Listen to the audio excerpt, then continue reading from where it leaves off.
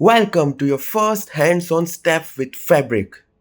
Okay, so imagine you are setting up your own restaurant. The lake house is your main building, the place where all the ingredients, which is data, are delivered, stored, and prepared. Okay, that's how and what we will be setting up now. So, in this lab, we will be creating a lake house in the Fabric workspace. A lake house is essential because it serves as a centralized repository. Now, in order to begin with, let's navigate to app.powerbi.com and authenticate with the credentials. So I will log in here, put in my email ID, my password, and then you will be navigated to the Fabric home screen. This is your starting point for building the lakehouse, the home screen where you will navigate through different aspects of Fabric coursework. Now, let's create your first Fabric workspace. Now, think about it in this way. Before you open up a restaurant, you build different sections, right? Like kitchen, pantry, storage rooms. Creating a Fabric workspace is like preparing these sections so that your team knows where to work and where everything belongs. So, let's start by creating your workspace by clicking on this left side navigation blade and choosing new workspace. You can click on create a new workspace. Let's give an appropriate name here. And if you scroll below, we can assign it to a fabric capacity. Now, why do we need to assign it to a specific fabric capacity? Well, think about it in a manner where, let's say, to serve a lot of customers, you need a commercial grade kitchen, right? Not just a stove at home. So, assigning your workspace to fabric capacity is like making sure your kitchen's as good and has the equipment and space to handle industrial scale cooking. So, we'll expand the advanced settings, and here we'll create a workspace blade. You'll find the fabric capacity button. You can choose the default dropdown from here and click on apply.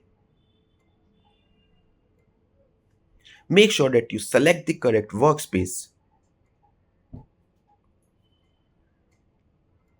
And just like that, we have our fabric workspace created for us. Now next would be to create a new Spark pool. Now, why that's needed? Why do we have to set up a Spark pool? Again, think of it in this manner. You decide how many chefs are working at a time, their tools, how big of your kitchen will be, all of that would be needed, right? Here, the chefs would be your computing nodes. For this lab, you will have to set up one chef at a very small workstation, in this case, a very single node Spark pool, which is quite ideal for your initial food preparation or small simple orders. So, to do that, you have to go to workspace settings here, open the data engineering science menu, you will see the Spark settings, and you can select the default pool for workspace from here, and from there just click on new pool. We can name this as single node. We'll keep it minimal, so we'll select the size to be small, and we'll disable the auto scaling and dynamic allocate executors and reduce the number of nodes to 1, making sure everything is at the standard and the very least of the settings. So once you'll click create, this will ensure that a single node pool is selected, and you also have to make sure that this one is selected as default here. There you go. Now on the high concurrency section, do ensure that on this tab you disable or toggle off for the notebooks and then click save.